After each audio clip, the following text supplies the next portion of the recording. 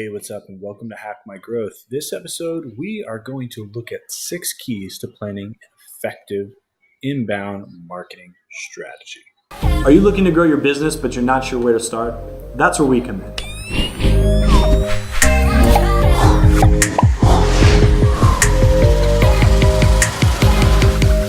Thanks for checking out this video. If this is your first time watching, or maybe you've been watching a while and have not yet hit the subscribe button, please do so now. Make sure that you also enable notifications. That way you'll know each and every time we publish new content to our site. So one of the things that we do or talk about often here is inbound marketing and how inbound works. And we've discussed what inbound is and the difference between inbound and outbound, but really for a brief overview, inbound marketing is any kind of marketing that pulls users towards you, invites them into that conversation with you. This would be like blogging or search engine optimization. These are the actions where the user actually opts in to hear from you, and this allows for you to have a much higher ROI and response because they have opted in to hear from you. You didn't interrupt their lives, by buying advertising and placing that in front of them. So inbound is a very popular strategy. There's a lot of businesses and companies using it. It's nothing new. It's been around for quite a while. But we're going to be talking about how we can do that effectively and what the 6 keys to inbound are. So the economy has changed, right? People are now doing things a lot different. Today's consumers, they're doing their own research. In fact, they're going to do 57% of their own research before they ever make a purchasing decision. They're going to go online, they're going to read reviews, they're going to read blogs, they're going to really educate themselves on the different needs that they have. Sales has changed too, so people aren't just starting the sales conversation off and having to educate them from there. Most of the people coming in to the sales conversation already have an idea of what's going on. So what would it mean to your business if you connected with your customers earlier in their decision-making stage? What would it mean if you could become that authoritative figure in the conversation and already kind of educating them before they're ever making that purchasing decision? So Seth Godin is a marketer, and maybe you've read some of his books. He's pretty famous in a lot of regards, from the tech industry into the marketing industry as well. Here's a really great quote from Seth. It says, "Don't find customers for your products. Find products for your customers." A lot of times, you hear people about making minimal viable products or just kind of testing products. And the reason they're doing that is they're trying to figure out what people like the best instead of dictating what people need. People have needs, and if we can find out what those needs are, we can find products to fit those needs for them instead of trying to shove something down somebody's throat that they don't want. There's been a lot of great products that honestly just people didn't have a use for or need for, and that's why they fail. But if you create things that people want, it's going to be much easier to sell it to them, market it to them, and educate them around it because it's a product that they've already, raised their hand and said, yes, I need this. I have a need that needs to be filled. So how can you be in the driver's seat instead of just letting your business happen, right? And instead of just letting customers kind of steer your ship fully, or really dictate whether or not they're going to come to your shop? How do you make sure that you are doing the best that you can to influence their decisions, but also kind of create relationships with them early in the process, so that you're not just guessing about your growth, but instead you're generating growth for your company? So each of these following 6 areas we're going to talk about, they hold a ton of potential for your company. And if you align them and add them together and build strategy around them, you can have very, very good success. All right, so these are the 6 keys to planning an inbound marketing strategy. We're going to start with buyer personas. This is understanding who your ideal customer is. And then we've got to talk about attracting new leads. How are people going to find you? Who are the people that are searching for you? And then how are you going to convert them into leads? Instead of just attracting visitors to your site, you want them to convert. Then how do you build out automated nurturing? This way people are being followed up with and engaged with over time, and you're not having to wonder if you have the right cadence or if you're talking to people. Then we got to talk about customer delight. How do we overwhelm our customers with good feelings about our brand, about our company, so that they are so delighted in what we're bringing that they're going to tell other people and they're going to become repeat buyers and continue continue to help us grow our business. Again, you've maybe heard that saying, but it's a lot cheaper to maintain current customers than it is to go out and always look for acquiring new customers. And lastly, scaling for growth is essential. It's a key when you're talking about inbound, is building a sustainable system that can grow with you over time. So, who are you trying to reach? Buyers personas. These are an overview of your ideal customer. This is you looking at who you want to sell to. And you want to start with things like demographics, just a basic understanding of who they are. Are they males? Are they females? What's their job like? What do they do day to day? This is just getting an idea of who these people are. When you use real data, it's going to help give you a better picture of who your potential customers are, who your potential clients are, those people who want to grow with you. You want to write a background, give them a background story, make them real, understand their core functions and their roles within their own organization and how they're supposed to interact with your company. And then when you're also building a buyer persona, understand the common questions that they have. What are the questions that they're asking day in and day out to solve the problems that they're faced with? Problems that you can solve, but also problems that may not be fully related to what you can solve. That way you're understanding what they're doing and how they're interacting day to day and understanding really who they are as an individual and the problems that they're having. This is going to help when it comes to content, because content is extremely important when we're talking about inbound. And when you have those questions, you begin to write content around those questions to answer those questions specifically. Next, we want to attract people to our site. Now, there's lots of ways to do this, from organic search. So this is things like SEO when it comes optimizing our site to make sure that we're found in the search engines. This is direct traffic. So these are people who know who we are.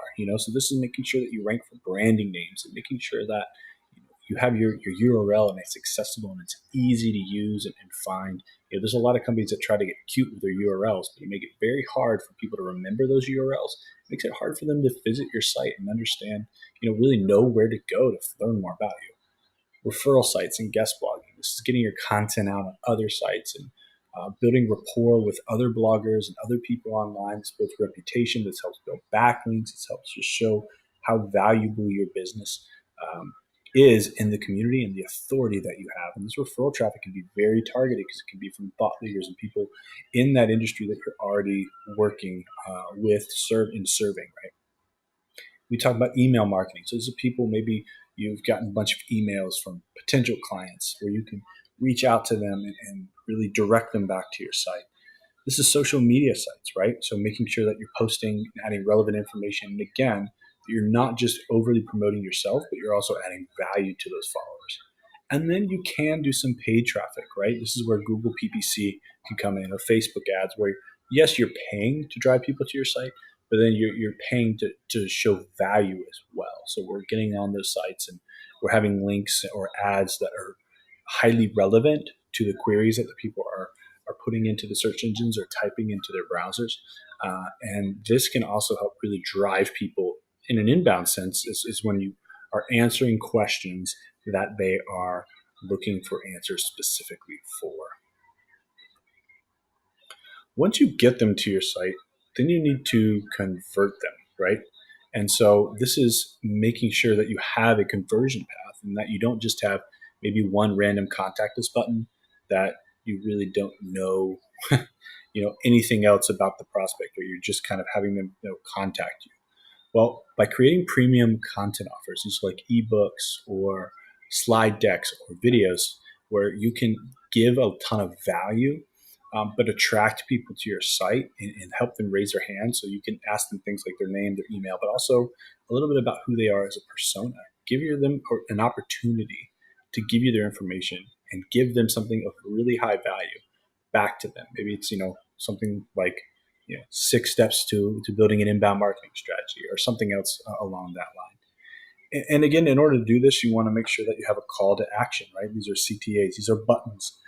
If you've been on our blog before, you might have seen these at the bottom of the blog where we talk about something and then we offer a premium piece of content at the end, which then directs you to a landing page. And this is really where you deliver that offer and you allow them to fill out a form. This page can be really customized, but really you want to optimize it and make it very clear of what you're delivering. make sure that they know right away that, hey, this is an ebook and you're going to exchange some information with us, and we're going to give you some really valuable content. And in exchange, we might contact you to learn more about our business or how we can solve your problems. Make it simple, make it optimized for search, but also make it optimized for the user, that they clearly know what they are going to get. Now, once you have emails, which is extremely powerful, and this is really, I think, the bread and butter and the juice behind inbound, is building your list. And the reason your list is so important is you own your list, right? So Google could go out one day, Facebook could disappear one day, but I highly doubt that all of email will just go away and disappear. So by building your own email list, you have a way to engage, you have a way to contact those potential buyers and your current buyers to continue to build that relationship with them. So when you're nurturing your leads, you want to get their email. Maybe they've downloaded what we call an awareness stage piece of content. This is recognizing their pain, but your prospects, they're not fully aware of the solutions available to them yet. So you're just kind of introducing them how their problems could be solved, right? And your job in nurturing is to move them from awareness to decision. Decision is where they begin to really make a decision about what they're going to buy and what that next step is going to be for them. So you want to create different offers through each layer or level of the funnel: awareness, consideration, decision. And then you want to use automated email nurturing to move them on, where you're educating them at each stage of the funnel, where you're sending them good blog content, you're sending them good articles, you're sending them other pieces of premium content that maybe you've created.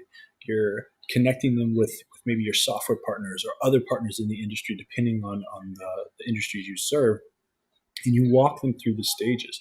When you build out this list and you nurture this list, it begins to be extremely powerful for driving people through the funnel and driving people into a place where they can make a decision to connect with your business. Now, automation is a great tool for this because you can set it.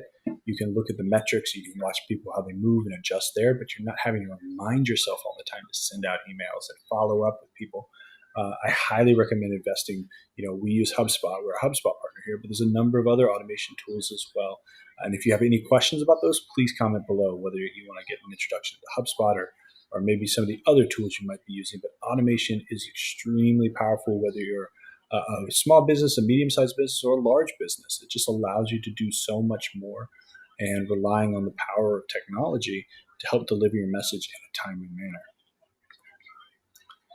Now, once you've done this and maybe you've closed them into a customer, your next thing you need to do is delight them. This is how you get customers to buy from you over and over. And repeat customers, those customers that have longer lifetime value, are the ones that are going to deliver you more and more revenue and really help your company grow. Because the initial purchase, right, it took some time to acquire them as a customer. It took some monetary expenses to acquire them as a customer. But once they begin to make repeat purchases over time, that's just revenue. And that revenue is not costing you as much, if anything, anymore. So this is why it's important that when a customer has a good experience with your brand and you allow them to engage with you in a positive way, and you kind of go over and above and supporting them and educating them and making sure that the entire process is really awesome, they're more likely to not just buy from you again, but they're more likely to refer you to a friend. And that's the best form of marketing, honestly, is customer referrals, because happy customers will send you other people who, more likely than not, are like them as well. People tend to hang out with similar people. So you can almost bet that the customers, your best customers, are going to refer you to, are going to be awesome as well. So make sure that you take the time to engage with your customers and delight them, and don't just stop like marketing to them. Don't stop sharing stories with them. Don't stop engaging with them after they've bought. Make sure that you continue to um, put yourself out in front so that they can drive up not just their customer lifetime value, but really are so delighted that they're also sharing your story with others. This is where relationship building comes in, and why it's so important to not forget about taking that time to engage with your buyers, engage with these people over and over again. Lastly, you want to make sure that your marketing efforts are sustainable. What happens a lot of times is businesses begin to market, they begin to grow, and then they run out of time to market themselves because they're so busy, serving their clients or making new products or selling, that they don't have a repeatable process, and that stops them from marketing. And what happens is they nosedive, and then they begin to have find problems. They're not generating leads anymore. And then how many leads are not closing new business. And it's kind of this up and down wave.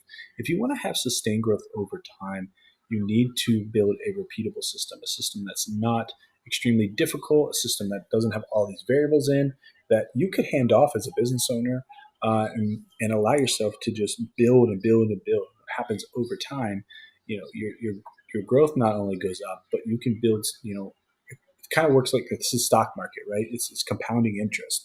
The more you invest up front, and the longer you invest and you build a process that's going to repeat itself, it's going to build over time.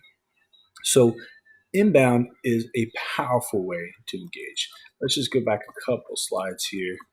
Um, Again, making sure that we look at these 6 keys one last time.